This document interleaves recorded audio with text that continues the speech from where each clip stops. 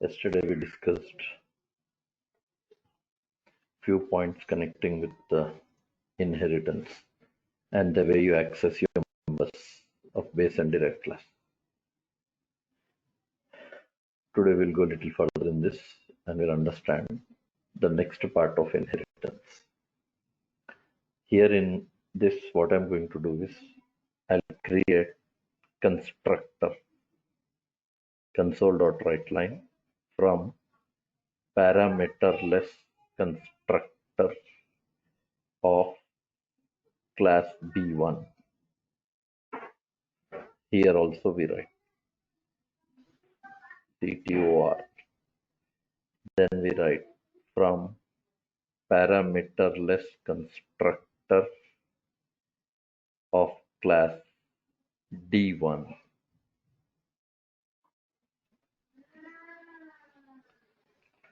Then, now important is when you create instance of derived class, it will access first constructor of base followed by constructor of derived. Execute.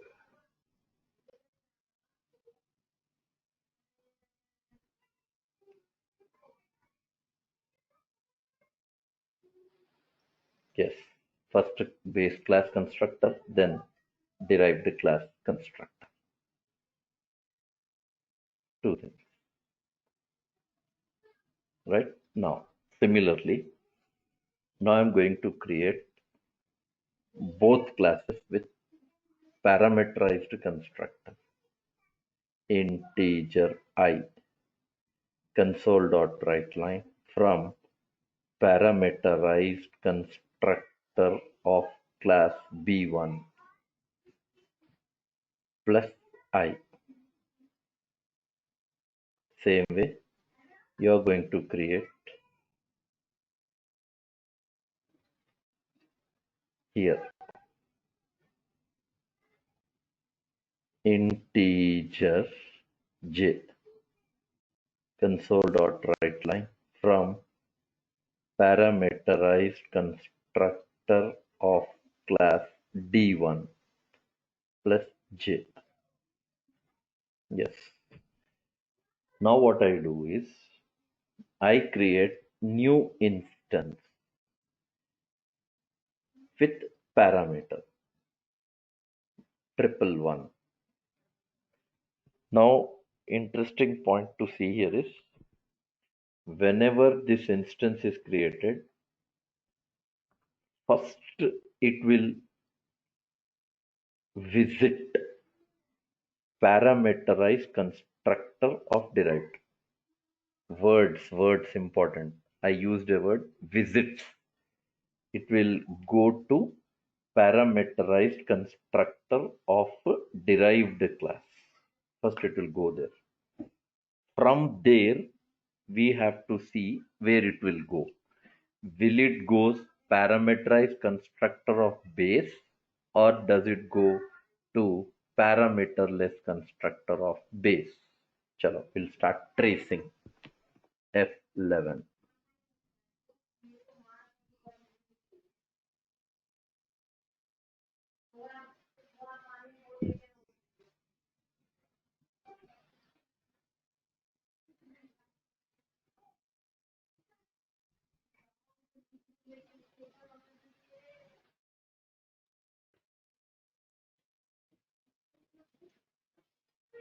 Yes, main method. F11. We know already I said about D, so we don't go for it again. Direct D1, second option. First I said no, first it will visit parameterized constructor of derived. From there, it won't execute. I said it will visit. Now we have to see where it will go in base class. Will it go to parameterized in base class or parameterless in base class? Go. Yes, it is going to parameterless, not to parameterized. After that, it will come back. Now it executes parameterized of derived. Now, final conclusion, who didn't execute now? Parameterized of base is not executed.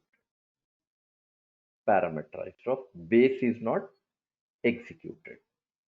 Run the code. 2 times also we have parameterless executed. Parameter. For first object also parameterless, for second object also parameterless. So with this I come to a conclusion that whenever instance of derived class is created, always it executes. Always it executes. What?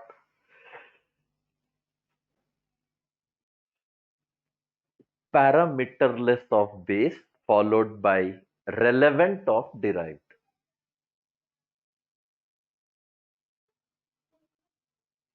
So which constructors doesn't get executed? As simple. Other than parameterless constructors, whichever you write in base class, no one will be executed.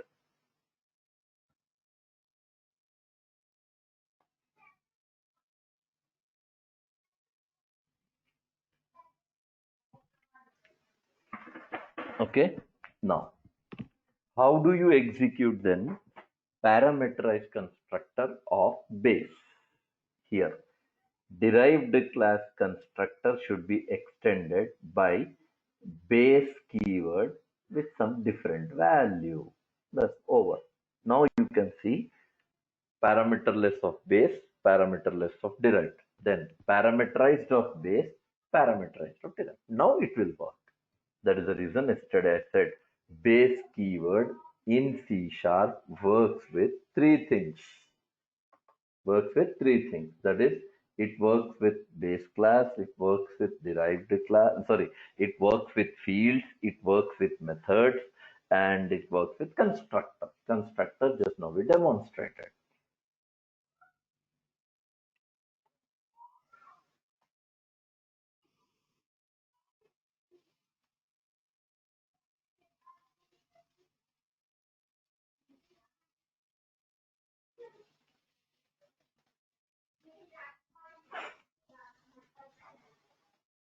Right? Same thing we do reverse.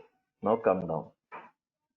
Here I create tilde b1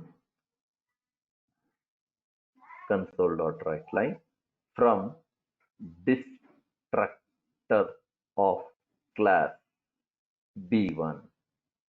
Come down. Here we write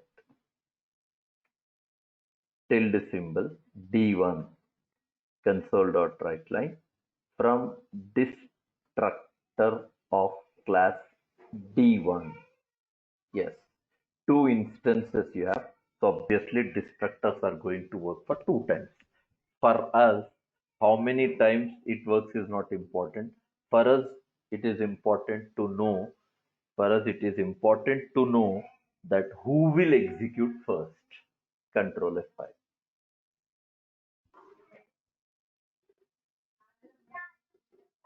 Yes. Constructors first base, then derived. Destructors reverse. First derived, then base. Obviously, number of instances, those many times it works. That is the reason 4 messages you found. Okay. Another thing we'll add. Static B1 console dot write line from static constructor of class B1. Come down. Here I add static D1 console dot write line from static constructor of class D1. Run the code. Order you see, order. Yes. Static constructor of derived class, static constructor of base class. Static constructor of derived class and then static constructor of, this means what is the order of execution? First derived, then base, provided because it is a static constructor, it goes for execution only for once. Only for one. That is what the topic is. That is what we have discussed about special methods of a class, how do they go for execution? That's what we have studied. Okay. Now we are going to see next part of this inheritance.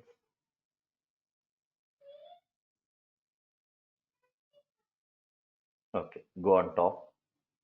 Simply add one method. Show console.writeLine from show of class B1.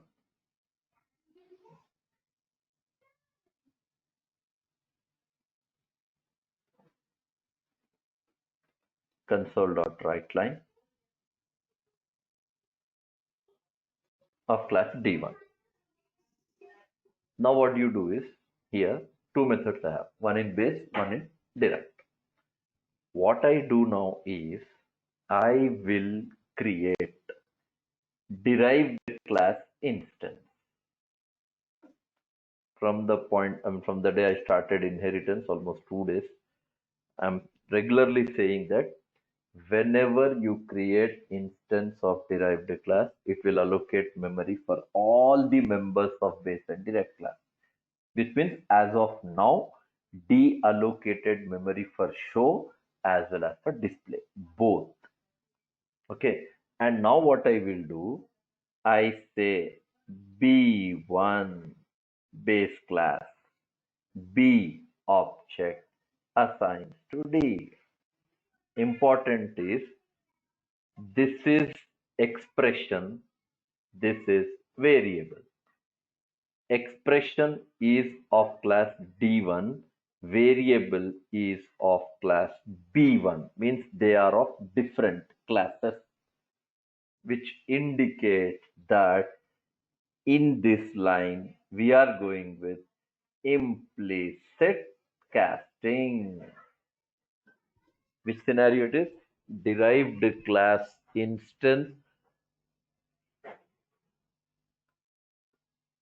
derived class instance assigned to base class object. Derived class instance assigned to what? Base class object. What is it called? Implicit casting. Okay, now indirectly what is the advantage you got here is, now base class object can access its members. Whose memory? Derived class. Who got assigned? Base class. Now what base class is going to do now? Base class can access its own members. Base class is not separately allocated by memory. Derived class memory, base class is sharing. Now advantage what base class object got is, now it can access its own members. Forget about derived class. So now if I say here, if I say B dot show, B is base class object, execute, yes, from show of class B1. Even though I have not created separate memory, still you are in a position to access. And one more interesting thing. Here, instead of writing these two lines of content, I comment this. I'll show you another way. Same approach. B1, B, base class object. New, derived class constructor. What do you understand of this? It is going to create instance of derived class. It is going to create what? Instance of derived class. After that, what it will do?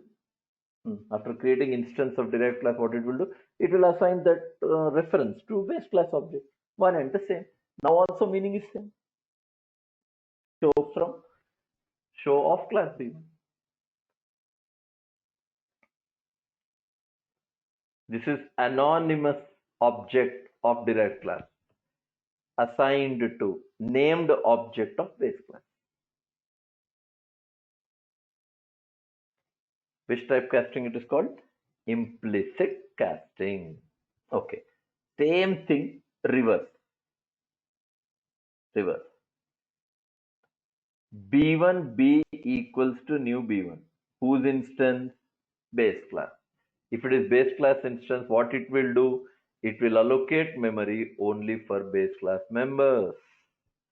It has not allocated any memory for derived class. Derived class members, nothing. Only base class, only one method memory it has. Till you say like this, D1 D equals to B. D1 D equals to B. Question is now, you are asking derived class to use memory of base class, wherein there is nothing available in it to access derived class members. Only base class one method show is available, and you're asking derived class object to access it. So derived class cannot access base class members directly because it is not allocated by memory. Neither it has authorization to access show, nor it has authorization to access display. That is the reason you can see it is giving you compile time error. Read the message. Cannot implicitly convert type B1 to D1.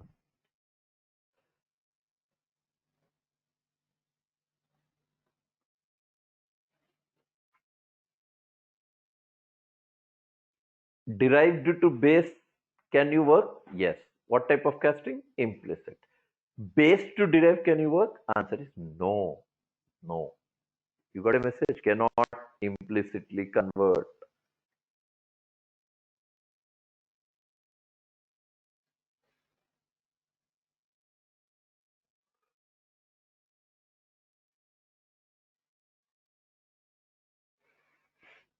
It's compile time error. Then do one thing, no? It's as it is compile time error. Go with explicit casting there. Before B in bracket, put D1.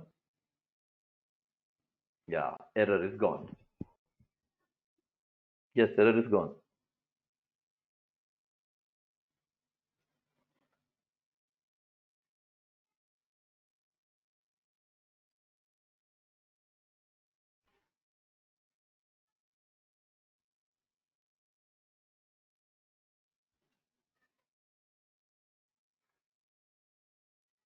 Yes, when error is gone, now obviously compile. Success.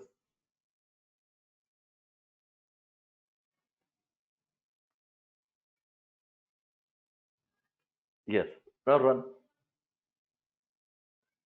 Error. Execution error. Yes. Invalid cast exception. With this, we come to a conclusion now. We come to a conclusion, and that conclusion is base class here.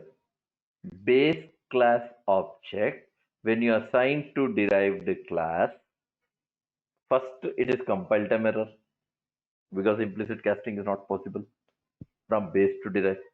Then we tried with explicit casting. Compile time error gone. But in runtime, we got another error. Now it says that it is invalid cast exception. It means both the cases we have a problem.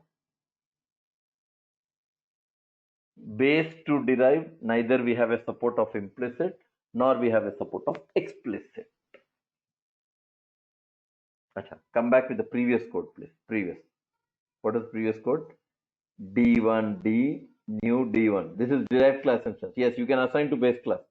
Yes, possible. Now, interesting thing to notice here is, if you are interested to know whether base class object is pointing to derived class memory or not, so you can try like this. B, base class object. What do you want to check? You want to check whether it is referring to derived class memory or not. Is operator we have D1, control F5. Answer is true.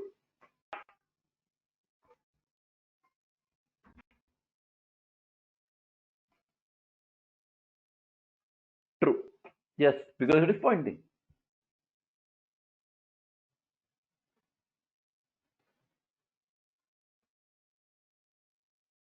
Now make your B null. Now it is not pointing to derived class.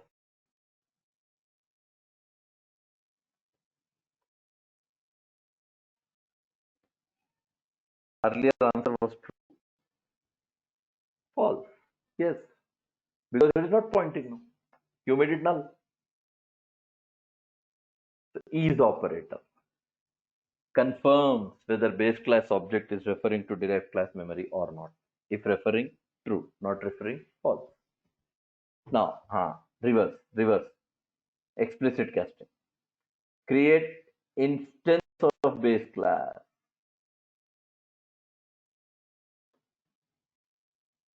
Error, compile time error. We went with explicit casting. Then we got runtime error. We have an alternate. Instead of going with explicit casting, you say D equal to B as D1.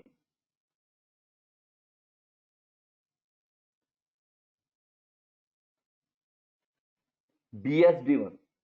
Only point that you have because of as operator is it won't provide runtime error. Accessing, however, not possible. Only thing is it doesn't provide you with runtime error. And what it does, since this is not possible, it returns D with null. Now if I run my code, answer is true. True. It means D is not containing even an access to base class object by using as operator also. So final conclusion. Final conclusion is derived to base, okay, but base to derived, not okay. It's not possible. Implicit not possible, explicit not possible.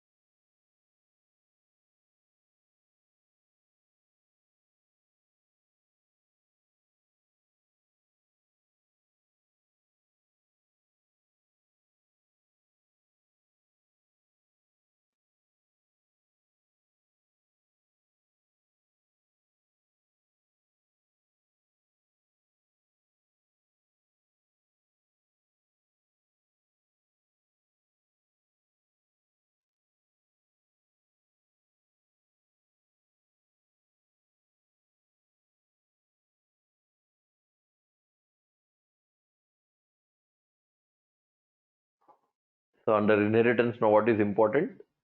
Only implicit casting is important. Explicit casting, however, will not support. And what is the role of is operator? Is operator is used to check whether derived class object is referring to base class memory or not. If it is pointing, returns true. If it is not pointing, returns false. Is operator or as operator, sir? Is will check na only confirmation whether it is pointing or not. As operator will try to convert. Even in that conversion also, it since it cannot convert, it will return null. Is operator Yes, sir. for Okay, confirmation, as operator for conversion. Even in that conversion also, since it cannot convert, it simply returns null into your base class, derived class object. In comparison, we justified that D is containing null. Null equal to null. Answer is true. If I run my code, my value will be true.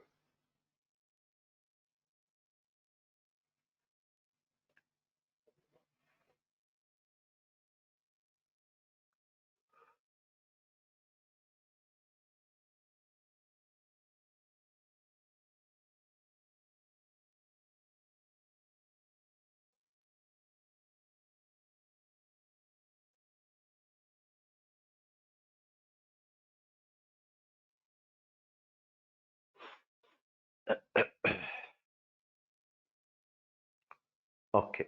Now, next part we are going to study what is called static binding and what is called dynamic binding. Next part, static binding and dynamic binding. This topic also will complete. Total will cover today. I won't explain through program that may create confusion. I better go with architecture first. Tomorrow's class may when I write my program, just like that you can understand. Okay. So I'll go with paintbrush. Okay.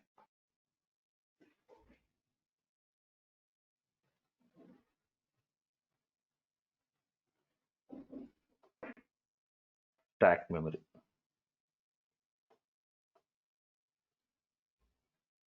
Stack.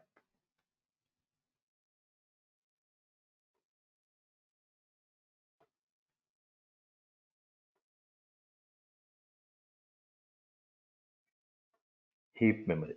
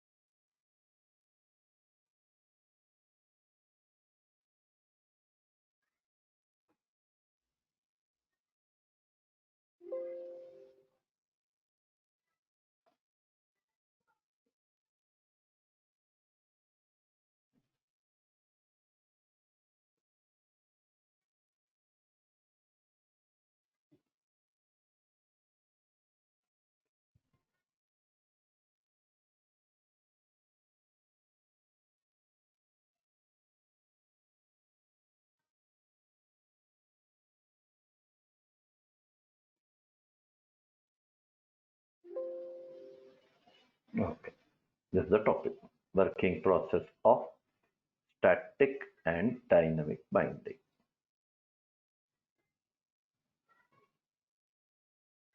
Now, first, this is derived class object.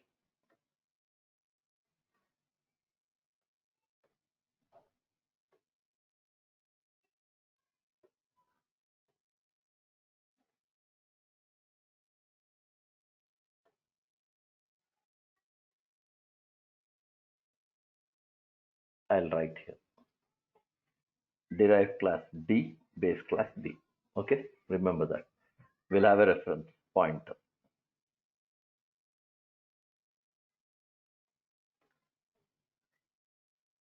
Derived class object.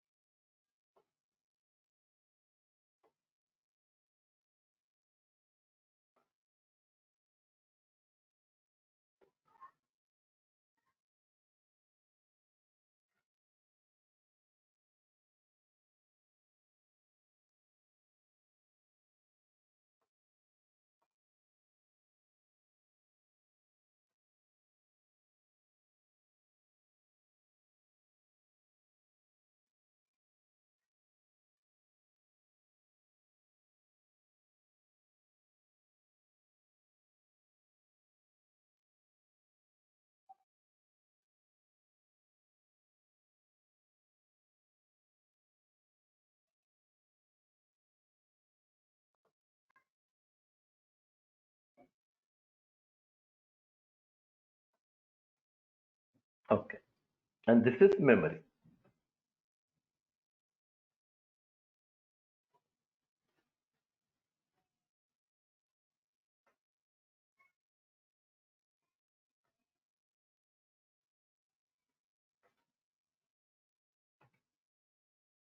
Reference point.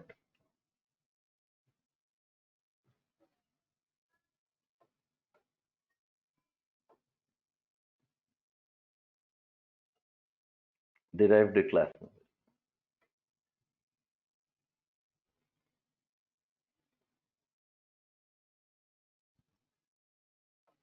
Base class memory.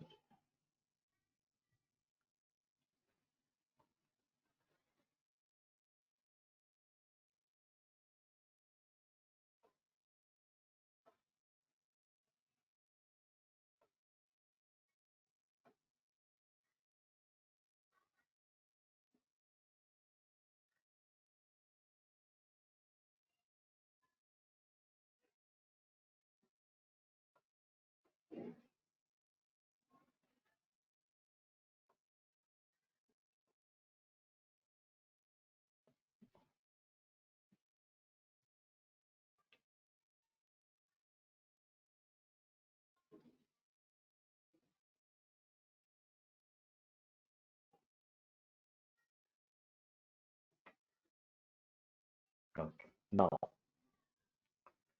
this is a story happening internal. Now I'm going to create.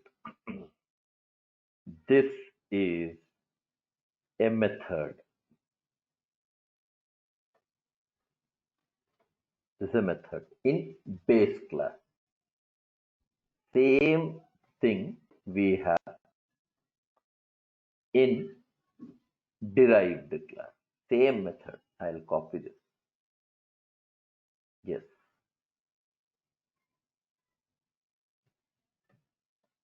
Sure.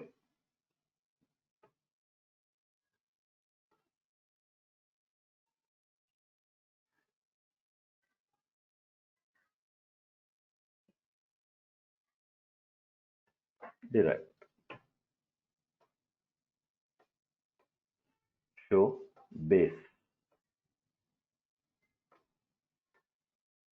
Show derived. One base, one derived. For reference purpose, this is base.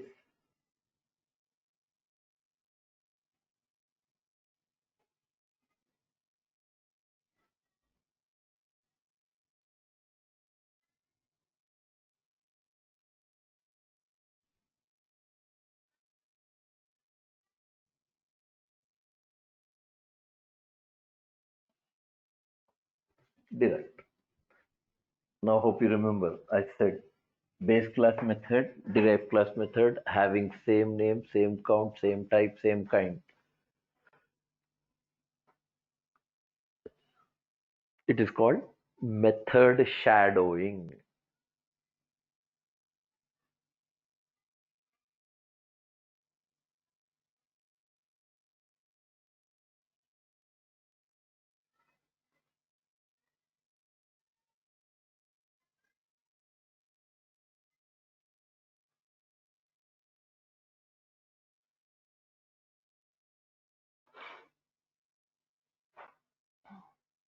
Method shadowing. In method shadowing, what will happen? Base class method is hidden, and only method available is derived class method. So that hidden method, what I will do for our understanding purpose, I'll put cross mark for it. So you understand that it is hidden. Okay.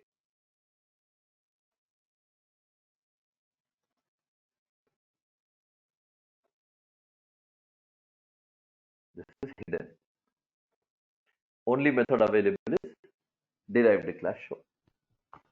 Now, if you use base class object, if you use base class object to access show method, which object I'm saying, understand clearly, please.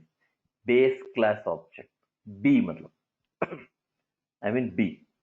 You want to access which method? Show method. So which one is hidden, which one is visible? As picture says, base show is hidden, derived show is visible. So what it does now, first base class object will go to show method of its class. After going there, direct to that method it will execute, even though it is hidden. I'll write E. You understand I'm talking about execution.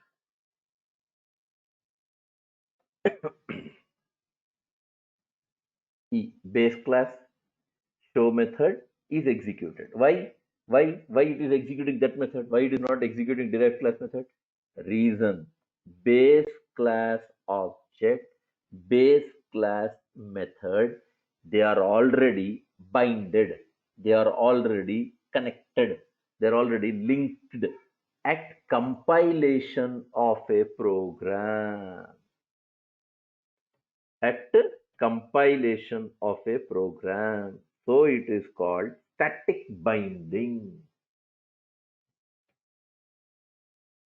Static binding, that is happening before execution itself.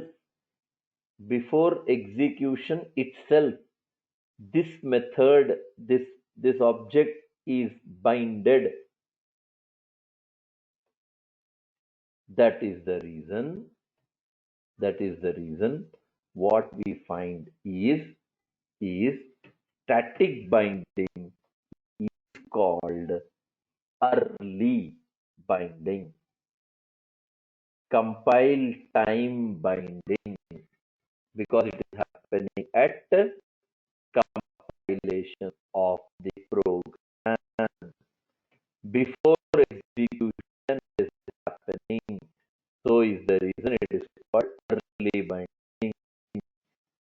Compilation has happened, so it is called compile time binding.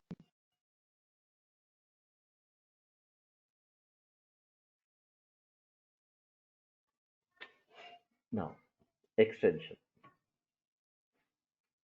Now I have another method. I have another method. I'll write its name, everything.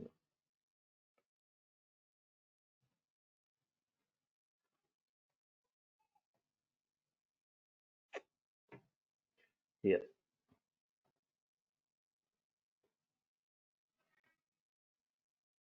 Yes. Now interesting thing. Method name display. One in base, one in derived. Same method.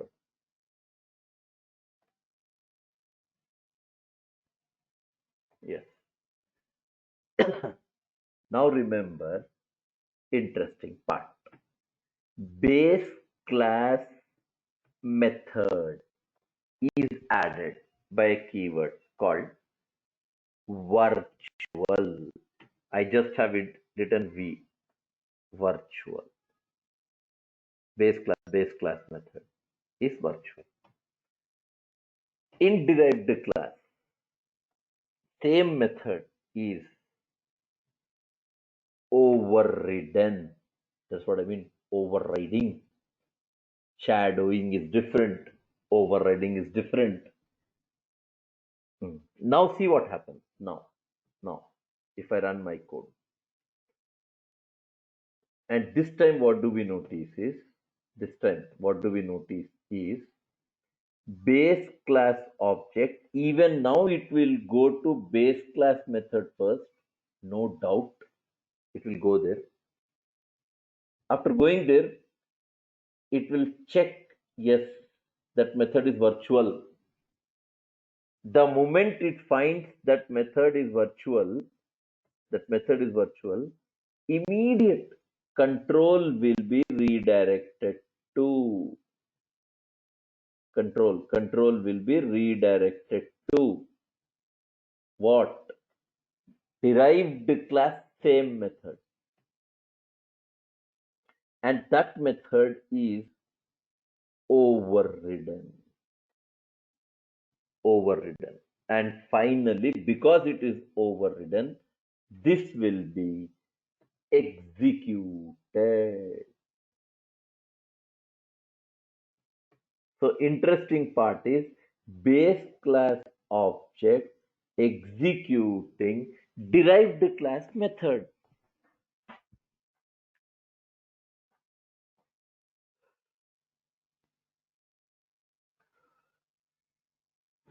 Implicit casting we studied today, but I didn't say this point. But here you can see now base class object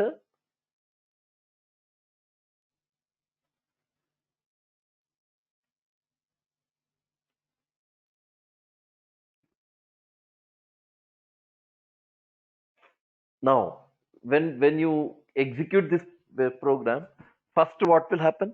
Base class object, now also it will go to base class method only. First it will go to base class method. After going there, it will notice that that method is added with a keyword called virtual. So it's a virtual method. The moment it finds virtual, immediate it will redirect to derived class. And in derived class, it will search whether that same method is available or not. Yes, it's available. Then it will check whether that method is overridden or not. Yes, it is overridden. Now it will go for execution.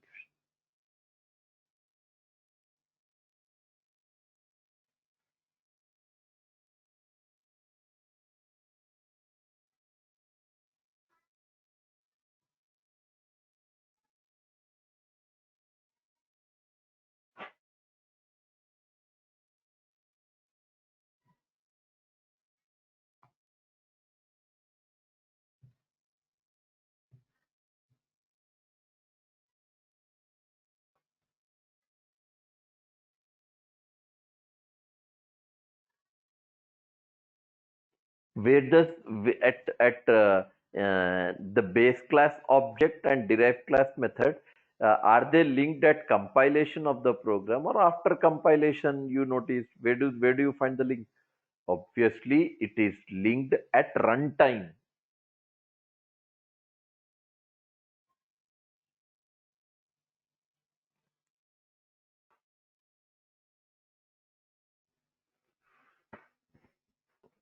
Process you follow, please. Process. Base class object will go to base class method. Downward it finds a method called virtual. Then immediately control will go back to derived class. And after going to derived class, it will check whether the same method is overridden or not. Yes, it will find display method there. It will go there. Then it will check whether it is overridden or not. Yes, it is overridden. Then that method is executed. So base class object and derived class method are getting connected at runtime. So is the reason it is called dynamic binding, runtime binding, or it is called late binding.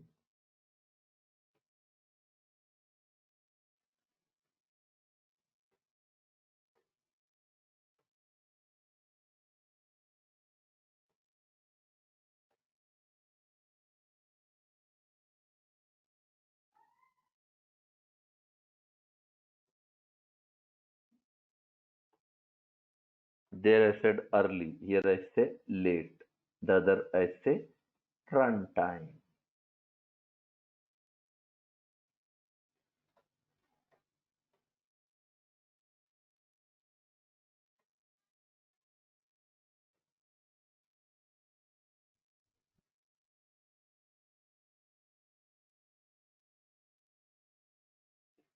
Dynamic binding. Call what? Late binding, runtime binding.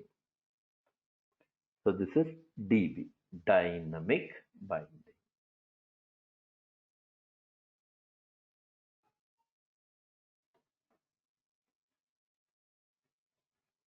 Now three scenarios. Three scenarios. First, understand.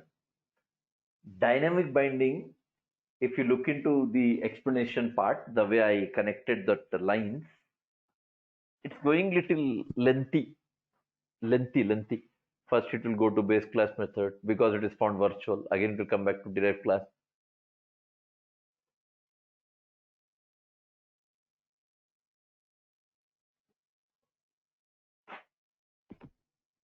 So it is lengthy. Static binding, straight away it went, even though it is hidden, that method got executed. It means performance wise, static binding provides better performance than dynamic binding.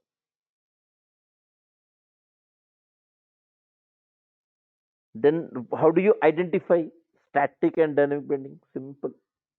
If a method associated by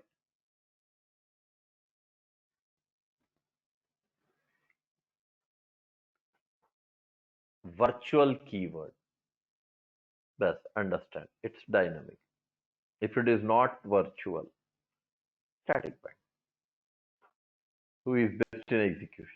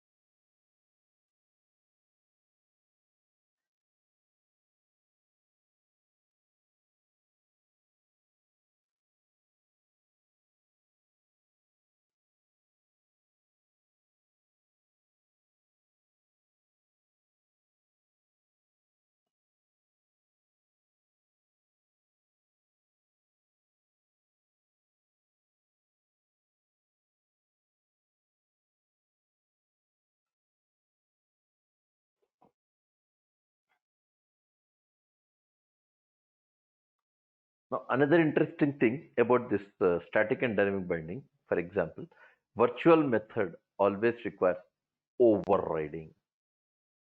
Virtual method requires what? Overriding. Now, do one thing. Simply, I'll remove display method of derived class. This method I remove. Now, what will happen? Base class object will go to display method of base class. It will find that method virtual. Immediate it will come back to derived class, but it doesn't find that method. Overridden method is missing. Again it will come back to base class, and again base class method is executed. See the process. Still lengthy. Base class, it is going to base class method, found virtual, went to derived class, accidentally that method is not available. It will redirect again to base class, and base class display method is executed. Comparisons now. If virtual method, overridden method, both are available, execution will be for overridden. If virtual is there, overriding is not there, so virtual will execute. If overriding is there, virtual is not there, then it is compile time error. Compile time error. So for on who is dependent?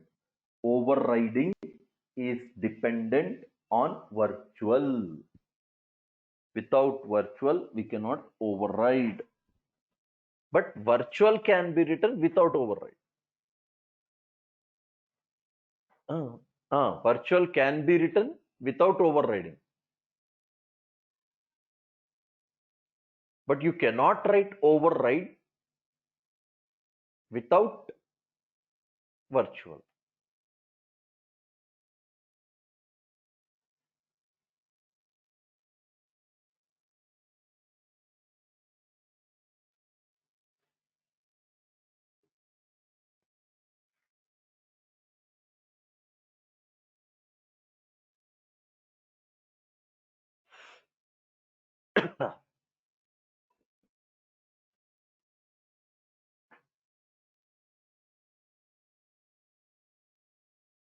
Sinmas, did you understand or confusion? I'm giving you some gap here so Understood, that you sir. people can recollect those points. Anand? Yes, sir. Understood. No. Okay. And I clearly mentioned there, I mentioned a point, working process. I'm just explaining you how static dynamic binding works. I'm not showing you where you apply, how do you apply, what is the real time, that all next part we will see. It's there. First, you should know very clear. Most frequently asked queries in interviews about three things I said, no? Shadowing, overriding, overloading. Shadowing, overriding, inheritance related. Overloading, polymorphism related.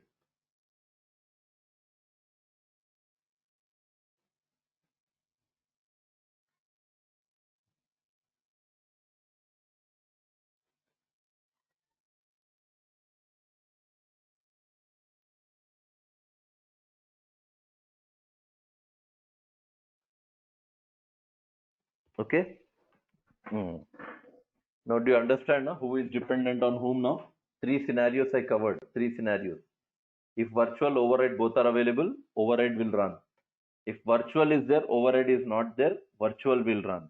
If virtual is not there, override is there, compile time. That's simple. Then I'm going for third scenario. Third. This is one more method now. One more method.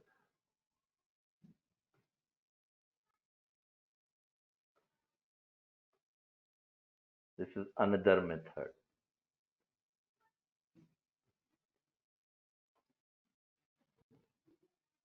Retrieve.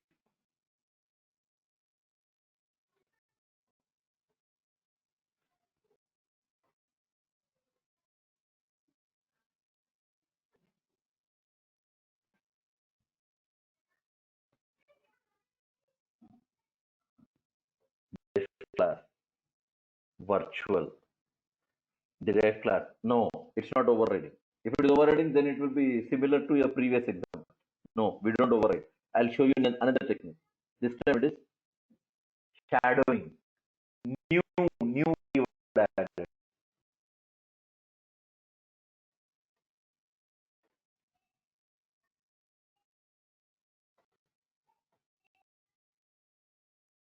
This is virtual shadowing combination. Okay, I'll go with third scenario now.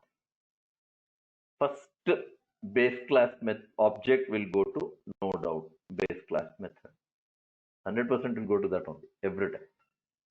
But it will change its nature of working when it sees this keyword called virtual. Yes, it is virtual. The moment it finds that it is a virtual, immediate control will be redirected to derived class same method. Yes, it will go there. After going there, then it will check whether it is overridden. No, it is not overridden, it is shadowed. Because it is shadowed, again it will go back to base class retrieve, and finally base class method is executed. See the still lengthy if shadowing and virtual both are available. If shadowing and virtual both are available, still lengthy process. So always remember static binding, dynamic binding. Among these two, static binding performance is improved compared to what? Dynamic binding. That is the reason I'm not saying that we don't use dynamic binding. We use, no doubt, but not too much. Too much dynamic binding in your application will degrade performance of the application.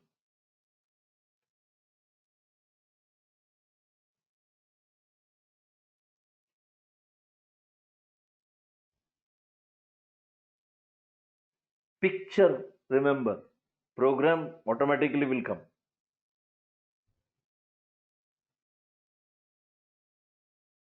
Yeah, we are done static and dynamic binding. So this is how we implement.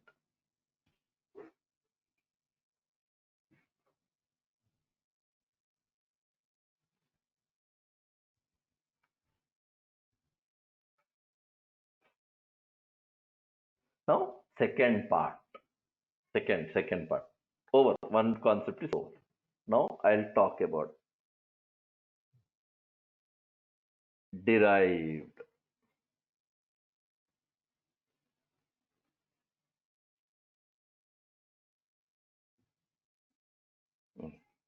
So what I do now, instead of using these terms, I better to make simple. I'm saying there's no logic in it.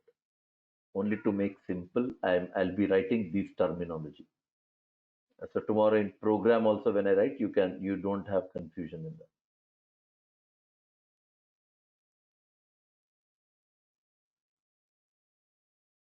that. So what do you write here? For understanding, I'm saying please have patience to listen to this theory. Parent, child,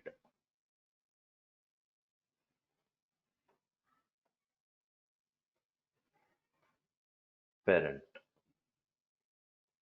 This is child. Two method, two classes. Where is overriding happening? Parent or child? Overriding. Where is it happening? Obviously in child. So now this is another indication for you. In whenever you find a class containing overridden method, but you have to understand that in base class of that class there is a virtual method available.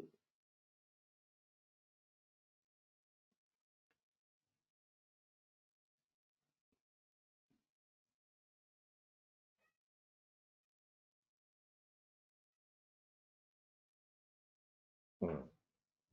Now this part will be as it is. I won't disturb this part. Now I'm going to show one more class that is called grandchild. Third class, third grandchild. This is another class I meant to say. Grandchild class. accessing from grandchild to child.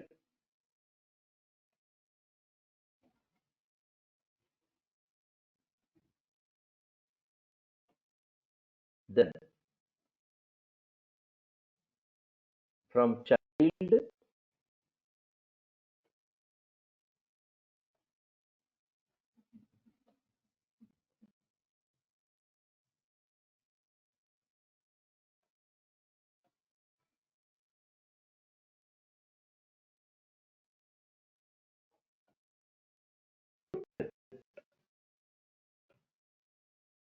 yes. How is it looking like? What is it? What is this process? How is it looking like? Grandchild is accessing child and child is accessing parent. What is it called?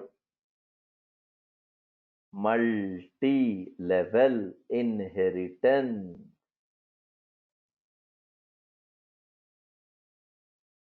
Multi-level inheritance.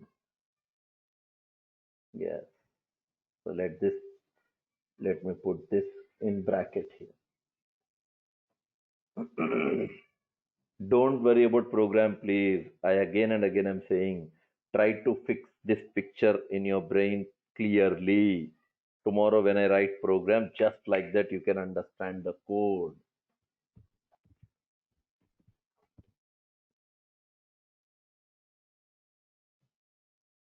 So, okay.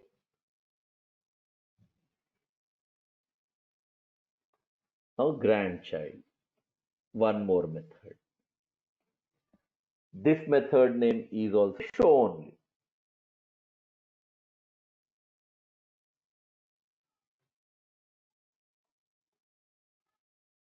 Show.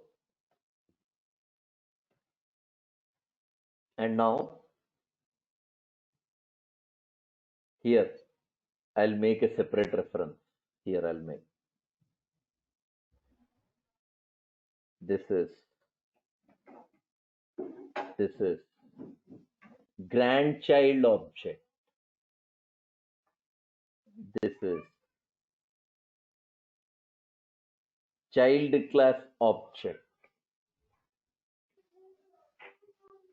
Grandchild object, na? Grandchild. I'll write DD. So you can assume I'm talking about derived to derived. Derived to derived. Child, grandchild. Means for grandchild, child becomes parent. Okay. Now this is referring obviously to same memory pointer. Same. I won't again write separately. Still for your explanation, for your understanding, I'll write.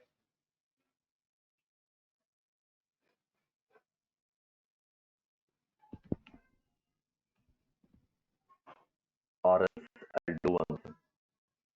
For your understanding, I better make these 2 points covered like this.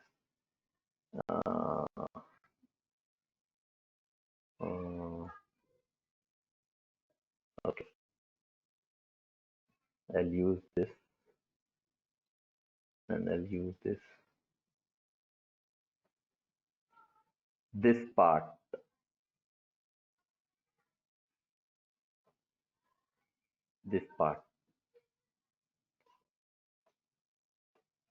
is referring to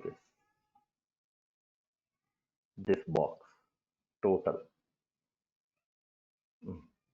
Now second part, second part. This part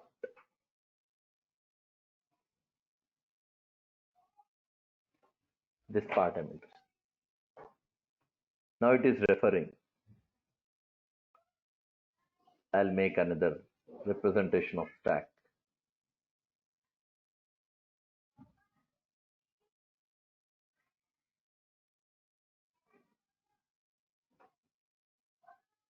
Representation of stack. So now DD. Okay. Now this will refer to this memory. Yes. Oh, no. Whose memory it is? Yeah, grandchild memory it is. Grandchild memory. And reference of grandchild is copied to child object. Because for child object is parent now. Parent to grandchild now. Parent. Child is parent to grandchild. And parent is referring to child. So indirectly grandchild parent is child and child parent is parent itself. So especially for this, for this child will have two names actually. It is child and parent both. Child to parent and parent to grandchild, like that.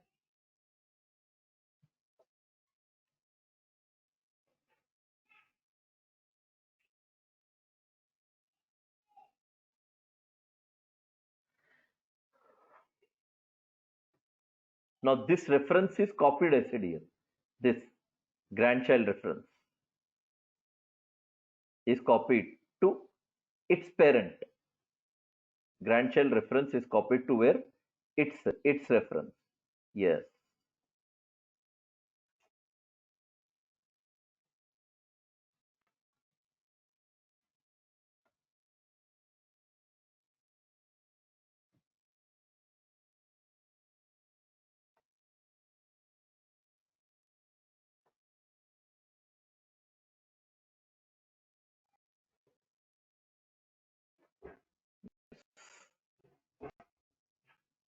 I'll refer it by a new point. Okay. Pointer one. Same memory only, but this subpart is that I mean to say pointer one. Okay. Don't get confused. Subpart. That is pointer one. And that pointer one, I'll refer small, I'll refer. This is pointer one memory. Here I'll refer pointer one. Sub memory. And that pointer one is dumped here. And it is copied here. Which means that now one more object by name called BB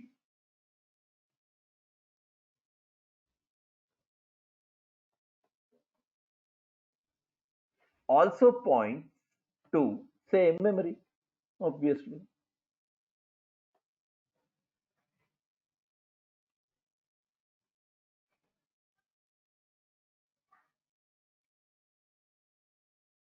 Now interesting thing is we decided now. We decided.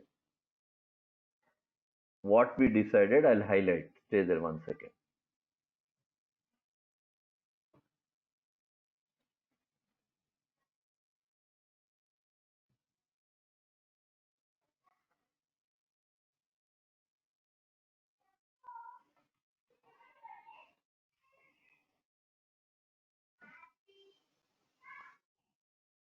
Okay. Now what we done, this base class, grandchild class method is there, no? That method I wantedly have overridden. So rule is there. Just now I said for overriding what is compulsory? Virtual is compulsory. I'm overriding this. When you're overriding compulsory in child class, that same method need to be added with what? Virtual. Because I said overriding dependent on virtual. Yeah. Now you see how child class of child class. The DD is derived to derived asset. Please don't get confused. And child base to base. It means that child class. Point BB is child class object. That is nothing but parent class to grandchild. BB and DD is grandchild object. Now base class object. How does it work now? See the process. First base class object. Child class object will go to this method, but the show method. After going there, it will find Yes, virtual. Because it is virtual, it will go to grandchild class method. Then it will check, yes, it is overridden. Then this overridden method is executed. That is what happens. Dynamic binding. Runtime mate is establishing a relationship. Another important part of grandchild class now, you have same method by name display here. One more method. Grandchild also has a method called display.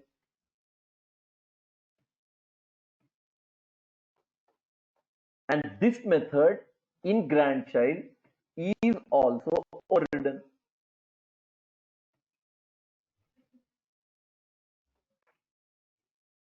It is also overridden. Now what you find is, remember, I said very clearly, once I repeat and you don't get confused. I said for overriding virtual compulsory.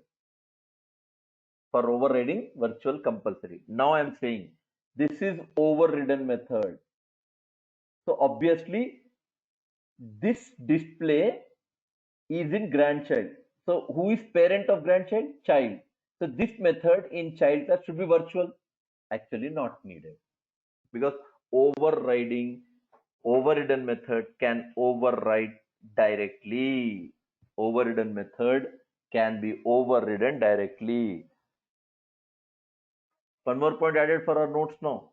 For overriding, virtual is compulsory, and another case is to override a method in base class. If you have overridden method, then virtual is not required now. Overriding to overriding, direct connection. Direct connection.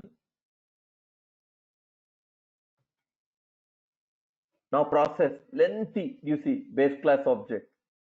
It will go to display. Then it will check override. Then it will check, do we have same method in base? Sorry, grandchild. Yes. Then derived class is grandchild. Yes, it is also overriding.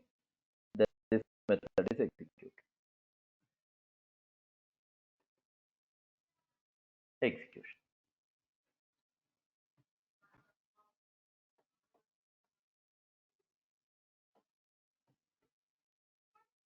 Third, shadowed method is shadowed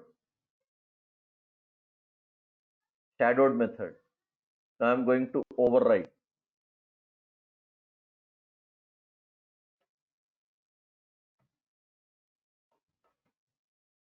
Retrieve.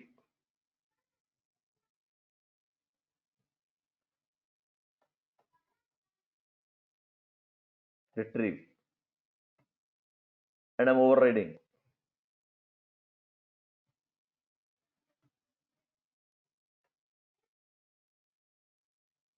Overriding. Child class. First method.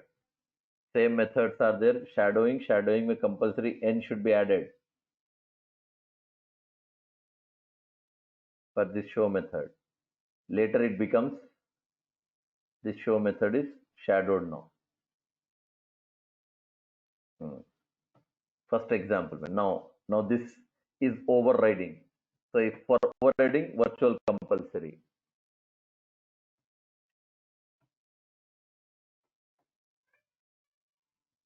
This is virtual. Still lengthy now.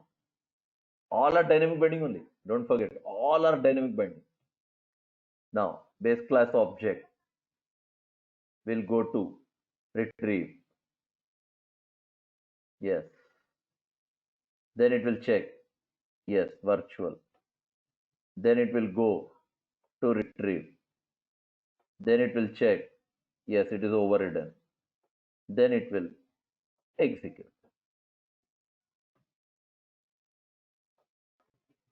Execute. So now from child to grandchild, all accessing are dynamic binding only. All are connected with dynamic binding. Last grandchild is containing all overridden methods. Combinations you see. First child class has new virtual. Last retrieve also has new virtual. First one was static binding. This is dynamic binding. All three, grandchild to child, you have all available for what? Dynamic binding.